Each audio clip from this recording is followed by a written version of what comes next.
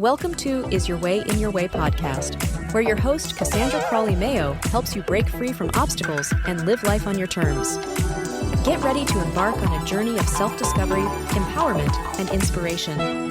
Tune in as we dive into captivating conversations with experts and explore topics that will ignite your passion and drive. Are you ready to unlock your full potential? Let's dive in.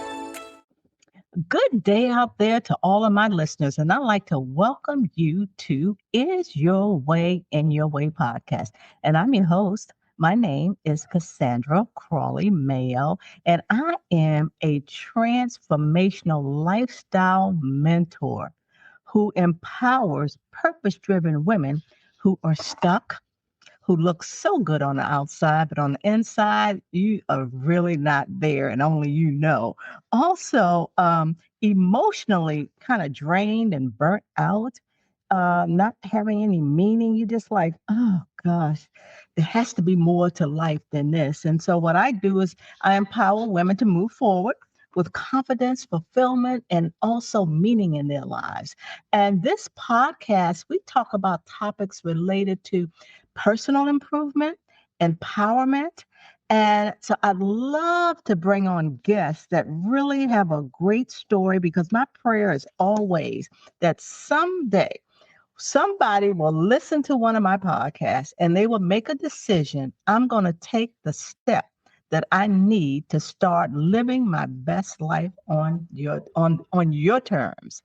And today, our title for our topic is How to See Through Your Stories and Reclaim Your Power, because we all have stories.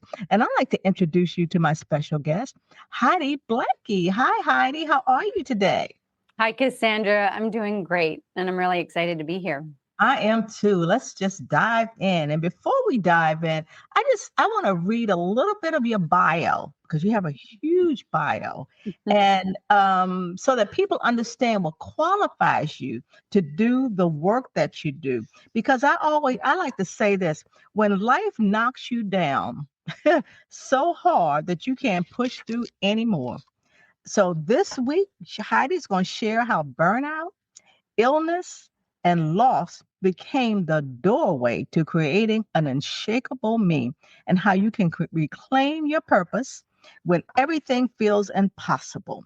So Heidi is an occupational therapist. She's a speaker, a consultant, and a creator of Unshakable Me, a program designed to help women reconnect with themselves, break free from limiting beliefs, and live with purpose and possibility. After years of pushing through exhaustion, chronic illness, and profound personal loss, she discovered the healing power of mindfulness, belief, and self-compassion. Her journey from burnout and despair to resilience and empowerment, wow, now fuels her passion for guiding others to create a life that feels aligned, whole, and unshakable. This sounds like it's just so similar to the work that I do, Heidi. So our conversation will be so dynamic. Yeah. Let me ask you. You were a person that sounded so much like me. You were going and going. You were like an ever-ready battery. You thought that what you were doing was the way one lives their life. That's what life was like. So living to its fullest. So you felt, let me just do this, do this, do this, never stop until it's time to go to bed. And then you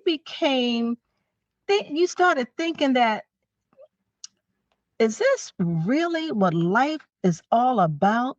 But for your characteristic and who you were back then, the going and going, was it something in your backstory that made you believe what you were doing was the life you're supposed to be living? Yeah. I mean, I grew up in a household where you do. And if you are sitting, you're kind of lazy. And so I don't want to be lazy. So I always was kind of a doer. And then in 2000, my mom was diagnosed with bone marrow or with lymphoma, and she got a bone marrow transplant.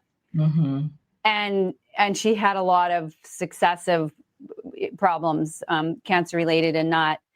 And I looked at her bone marrow transplant as I have to squeeze the marrow out of every single day because I don't know when it is my last day. And that translated into going 1,000,000 miles an hour. And I had little signals like too much, but I just thought I can do it. And I worked several jobs. I was a competitive athlete. I had just bought a house and I had projects. And so I just was going nonstop for years. And I really did think I am living. This is what life is about. Wow. Yeah. So you were like a hamster, right? A hamster. I was a hamster. Yeah, absolutely. I was a hamster too. And you also had perfectionist tendencies. I do. Yeah. Uh-huh. I'm And recovering. where did that come from?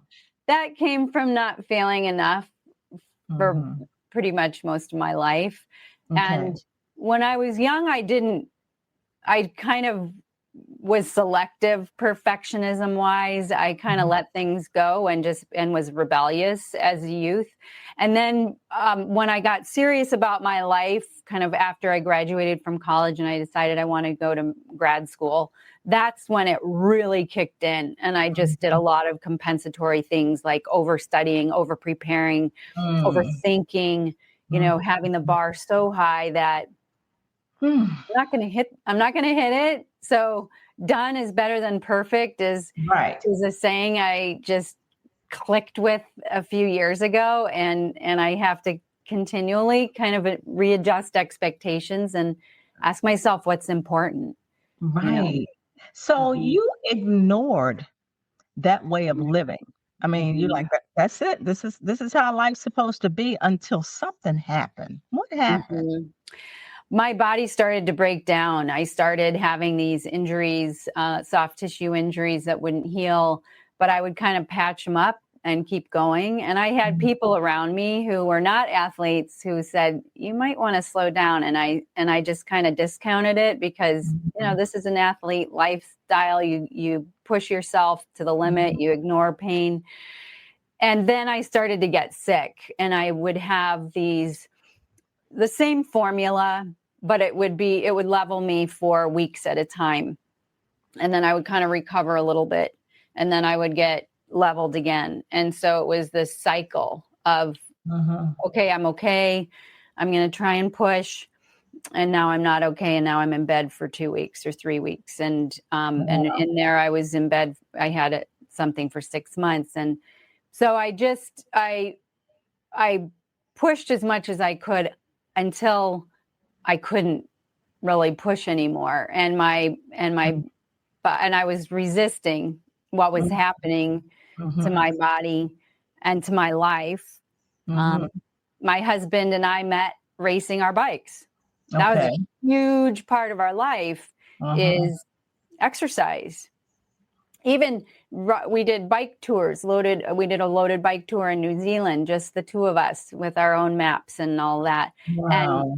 And would do a lot of, every trip was around movement, exercise, doing things. And so that was a huge loss when I was sick. And then I had a number of other losses that were like a lit match to all the infections and the bugs that were harboring in my body that I had been trying to kind of tamp down for so long. Right.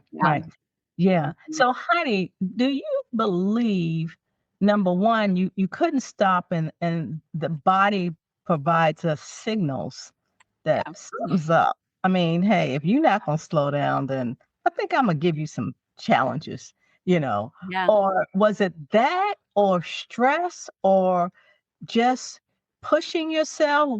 It was a combination of what do you believe that got you not feeling very well? I think it was pushing too hard. And then I did take a big step back, but then in 2016, I lost my like super soulmate of a dog to cancer. And then 2 months later, my sister committed suicide. And then my wedding was 6 weeks after that. And then I lost my mom a year later and lived with my parents for her last 3 months down in California. And then I had car accidents, layoffs, like all kinds of things that were, you know, I look back and I think I 100% take responsibility for all of the illnesses that were going on because I didn't slow down. Like I had guilt and shame for years about that. Yeah. And then I do look back and I think, you know, all these massive losses were what ignited the inflammation in every system of my body. And by 2021, I lost my career. I couldn't drive. I was in bed.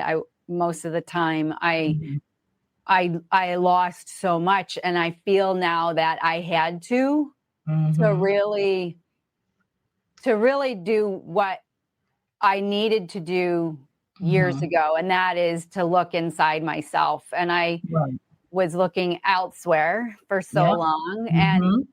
And as hard as everything was, because boy, it was hard.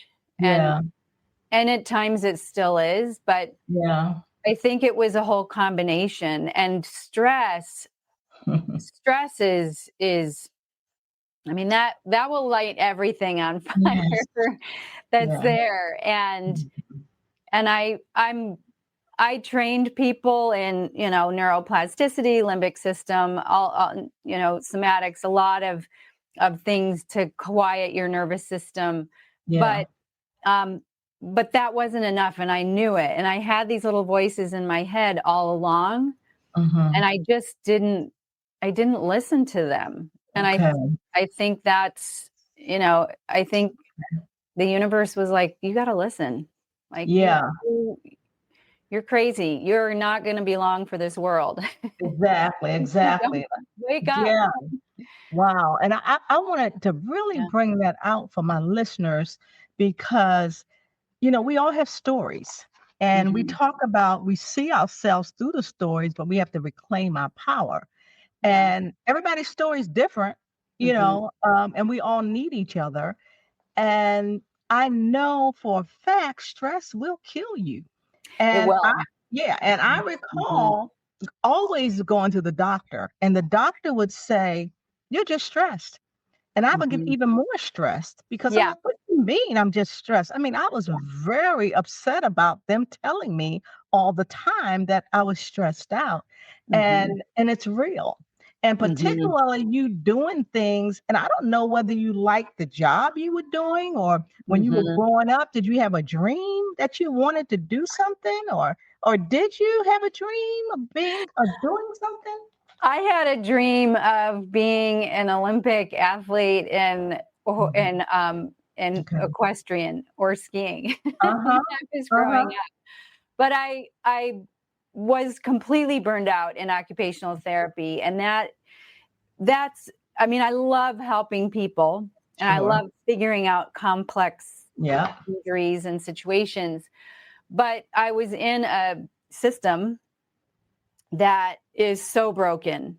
And I was getting squeezed so much with the productivity expectations and decreased insurance coverage. So I'd have only 6 visits with patients. And so it just, I'm an empath. I want to, you know, I gave and gave and gave, and I had nothing left. And I just was so burned out. But then it was the question of, well, if not this, then what? Because I've worked so hard for all these advanced certifications and to really craft my skills to be the best that I can be. And then where am I going to go? What am I going to start with next? You know, I don't even know. So I'll stay with it, you know, and I got laid off, you know, and I think that was an opportunity back in 2018, but I just found another occupational therapy job, That's like, right. Because okay, that's what you I'll do. just do Right. that because that's what I Uh-huh. know. That's right. So it was that fear of the unknown, Mhm. and then Mhm. I'm doing something different now. But I think, if we're not in tune and listening and open, I just drive right past the exit, Yeah. So Mhm. yeah. Yes, and So many of us do. And yeah. you even slowed down, Hmm. and that still wasn't enough. Yeah. So you found what I call a lifeline, right? Yeah. And Yeah. what was that? What was that?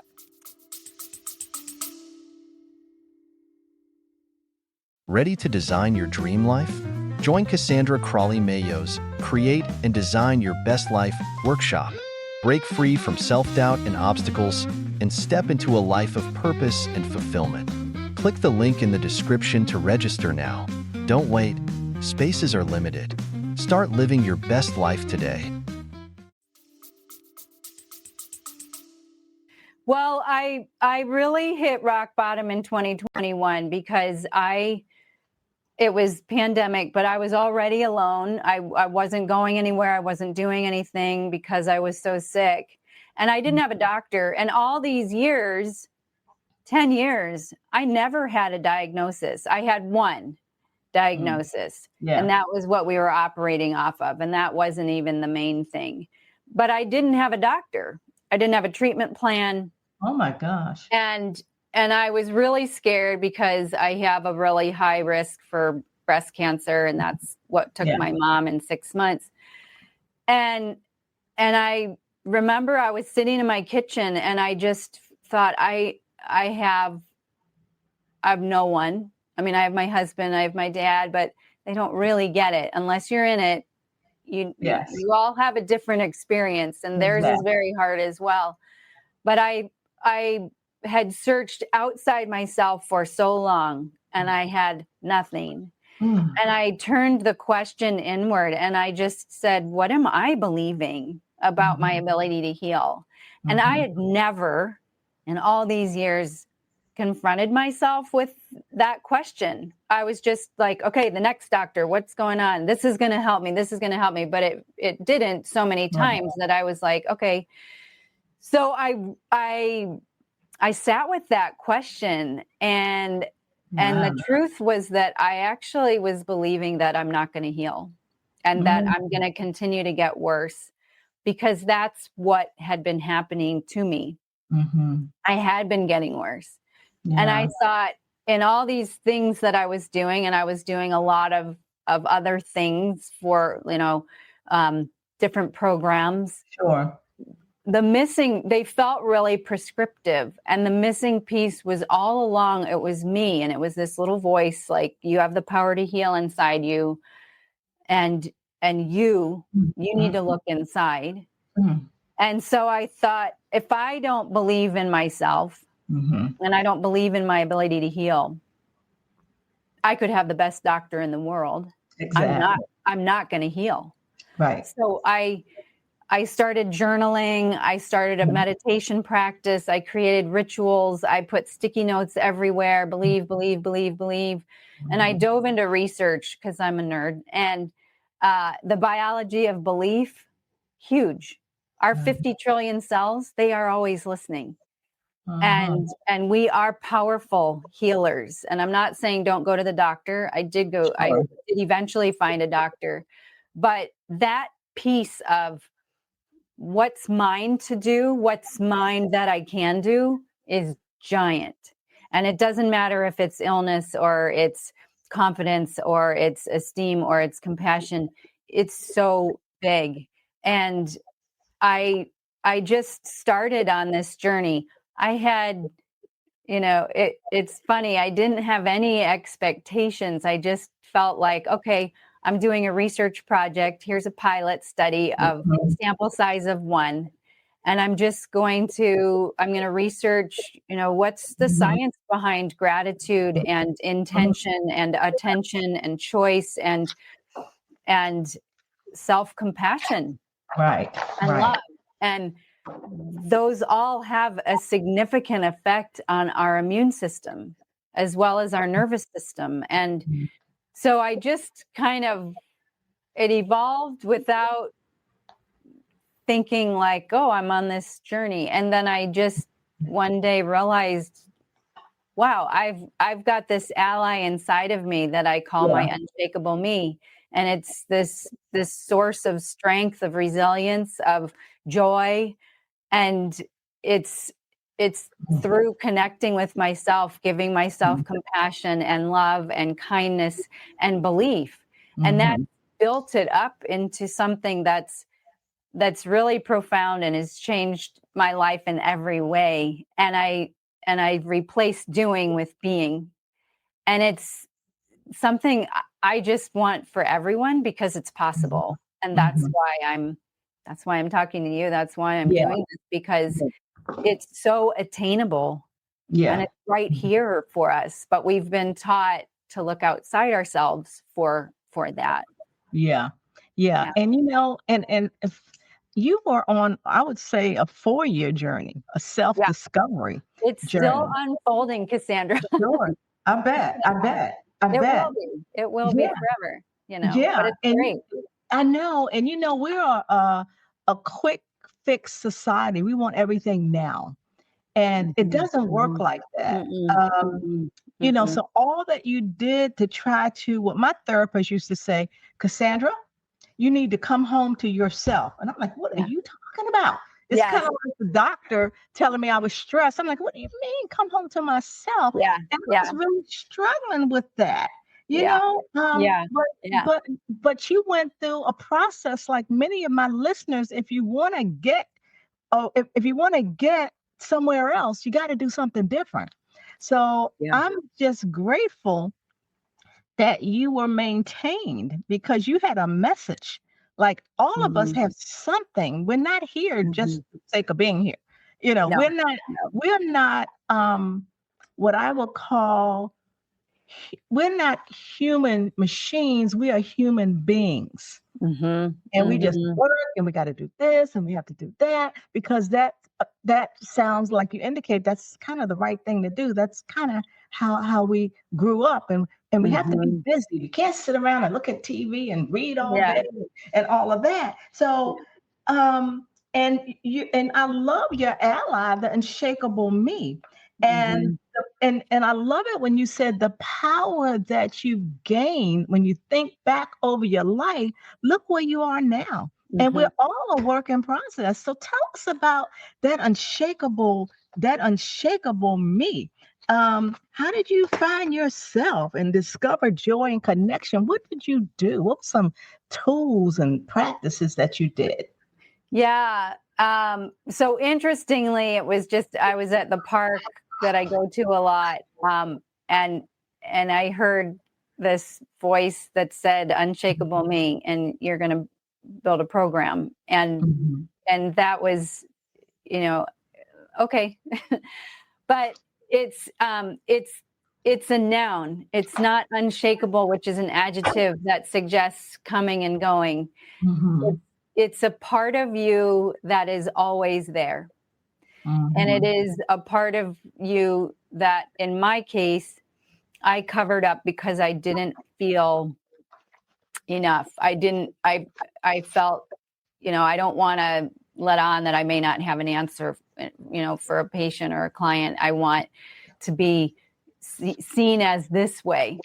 And then through this process, it really forced me to go there, to be vulnerable and to peel back the layers of not enoughness, the layers of things that I don't like about myself or would like to change or would like to be different. But I did a lot of meditation with Tara Brach, who is incredible. I don't know if you know of her. Yes, I have. She is a gift to this world. I sent her a card and told her she changed my life because I tried meditation before and clearly I did not understand what it was about. But she has this whole kind of acceptance piece and sitting with the discomfort And so Buddhism is a little bit of an influence for me too, to just say, okay, it's all here. It's okay. Whereas I was always relating to the least attractive or the biggest symptom, that I felt like this is the whole of who I am. And my symptoms were very consuming, and it was hard for me to see outside that. My world had shrunk so much. So feeling part of a larger world, getting outside every day, even if it's just in my backyard, to feel this connection to everything. Okay. And that helped so much with this feeling of separation that I had from the world, because I felt like everyone's living their lives and I'm in bed. I'm not living. I'm in these, this prison. And I had created a prison in my mind on top of the physical prison I was in because of all my symptoms. And I started a gratitude practice where I really would marinate in the gratitude for whatever and just breathe it in and really feel it fill my body. I took an intention masterclass and set intentions every day. And I still set intentions for every day.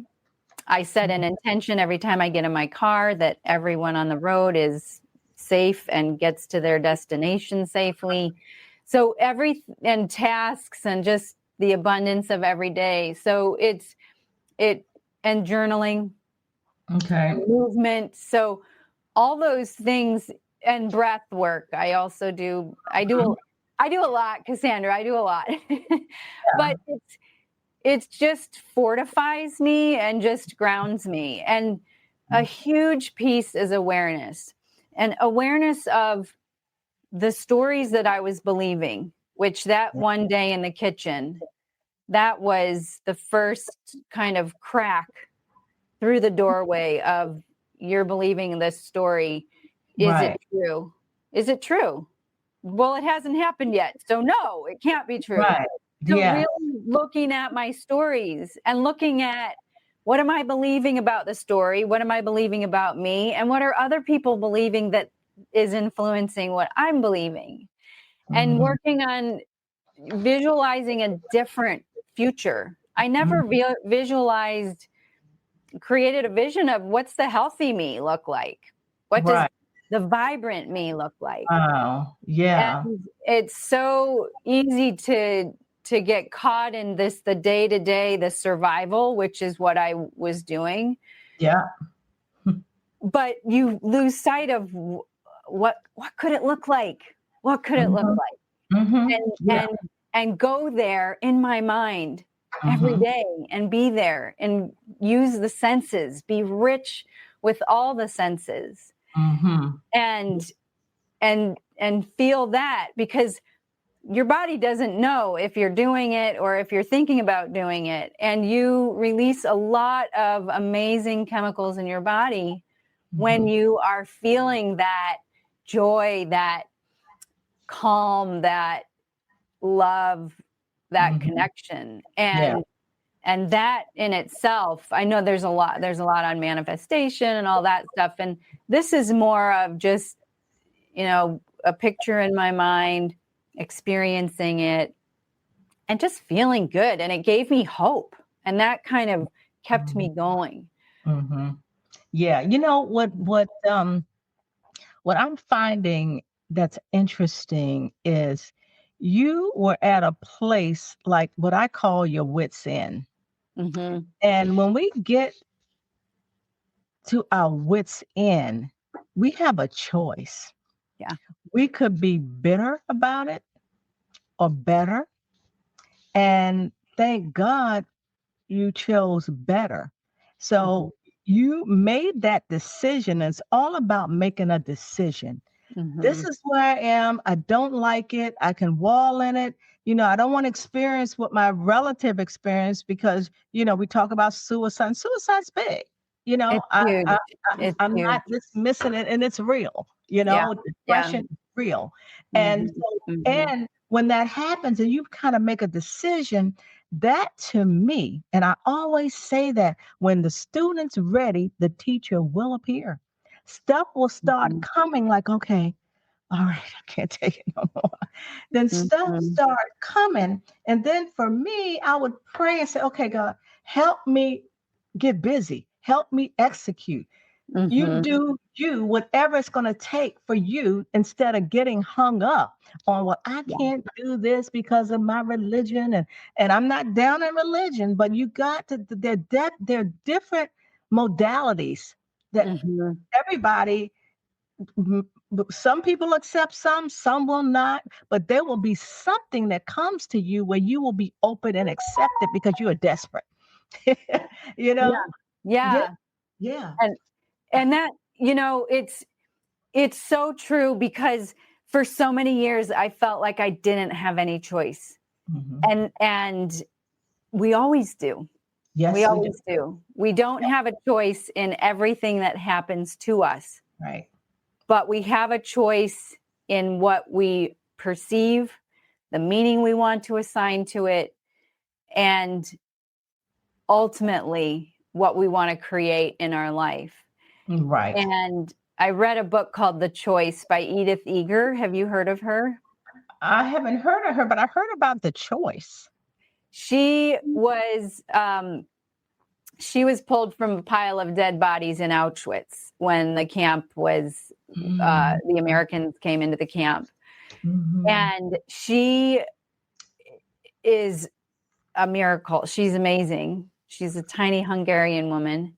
She's mm, a powerful woman. And she said, the biggest prison is in your mind, and mm. in your pocket, you already hold the key.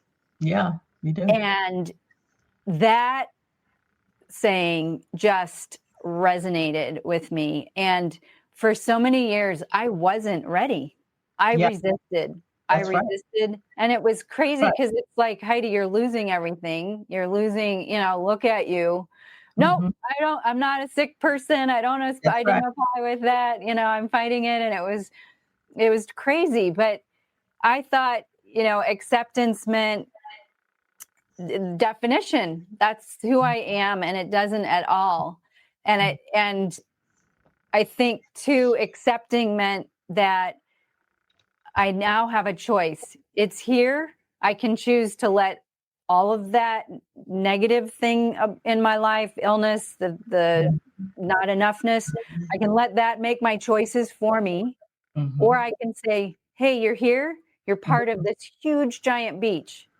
Right. I'm not one grain of sand. I'm the beach. I am under the ocean. I am so many things. Yeah. And I'm you are. going to choose the things that bring in energy and Yes. not suck it out. I'm not going to choose those things. But I get to choose. I get to choose if somebody says something or does something mean. I choose, do I want to respond or how I want to respond? Exactly. I choose. Exactly. I That's right. choose. That's right. It's just like you choose individuals in your circle Yep. because you have to be careful who you surround yourself with. You That's bet. You critical. bet. That's Hmm. critical. Hmm. So I am so grateful for you sharing, your meditation, your journaling, your setting the intention daily. Also, you know, the choice, the books you've read, the people that were in your life, and all of that is working for you. So, Hmm. so when I think about my listeners, and those are individuals that are just where you are, stuck. Yeah. I'm Hmm. not living my life on my terms. And there are many of us don't know what that is. If I say, are you living your best life? Yeah, I think, yeah. But it's something to really think about. So Yeah. if I ask you based on where you've been and where you are now, from a scale from 1 to 10, 10 being the best, where are you on that scale now, Heidi? You know, I would say I'm probably an 8 or 9. I feel like if if tomorrow was my last day, I feel like I've really lived and I've Yeah. found the key to living. Mm, I do I have more growing to do? Yes. Do I have more healing to do? Yes. But I feel this sense of just a groundedness and a connection. And just like you were saying, I know my purpose. I know why I'm here. And I believe all of us are here at this time for a purpose. That's right. And I had to slow down. And if I get going too fast, my body says, correction. You're going to be feeling fatigue or all these symptoms. You need to, I'm very much more like I'm listening. I'm awake. Right. I feel like I was sleepwalking through life before. Exactly. And you know your limitations. Yeah. I mean, I know that this part of my life, I walk the walk, and I walk what I say is what I do. And sometimes it gets imbalanced, and sometimes it has to, because there are things that I have to do, and that's okay. Yeah. Even 5 minutes a day, which I spend more than that on meditation and just being present. Yeah. And breathing, even just putting my hand on my heart, take a breath, be here in this moment. Awesome. And celebrate it. That's enough. And so I love life. I love life. And it's got a lot of hard stuff in it still, but that's okay, because I've made it through before, and I know I have the resilience to get through. Yeah. And I can feel that energy. And I remember talking to a neighbor 3 days ago, and I asked her I said, how are you doing? She said, do you know, I feel like I'm in heaven. And I said, I love that. Really? That was like, that took me aback. And I was like, really? That is phenomenal. She said, because I've been to hell. I've had my dark stories. I know what that's like. But right now I'm in heaven. And that's where I would love for my listeners to be in that place, because it's a beautiful thing. And it won't be up all the time, but at least you had a piece of heaven. And that's just peace that surpasses all my understanding. Yeah. Wow. Yeah. And Einstein said you can live your life as if everything is a miracle or as if nothing is a miracle. Exactly. And I look at nature and I just see what a miracle everything is. Exactly. Everything. Exactly. So Heidi, how can my listeners get in touch with you? Unshakableme.com is my website. I've got a lot of free resources for people. I also have a YouTube channel to see videos.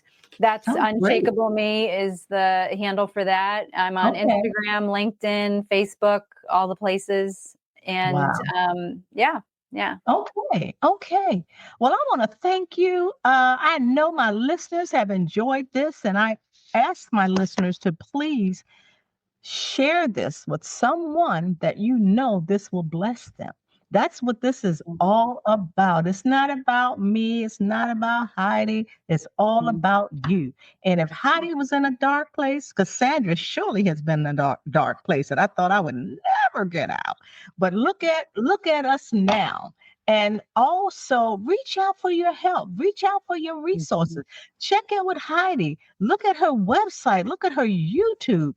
Do whatever it is you have to do to start living this life, so when it's time for you to go, you will have no regrets. So again, Heidi, I want to thank you so much. And as I say to all my listeners, I always say bye for now. God bless you, and I love you. Heidi, thanks again. I appreciate you. Hey, thanks for listening. If you've been enjoying our empowering conversations, make sure you don't miss out on future episodes of Is Your Way in Your Way podcast. Stay in the loop with all the latest episodes. Join our mailing list over at CassandraCrawley.com. And before you go, hit that like button, share with your friends, and subscribe now. Until next time, let's get ready to live your best life.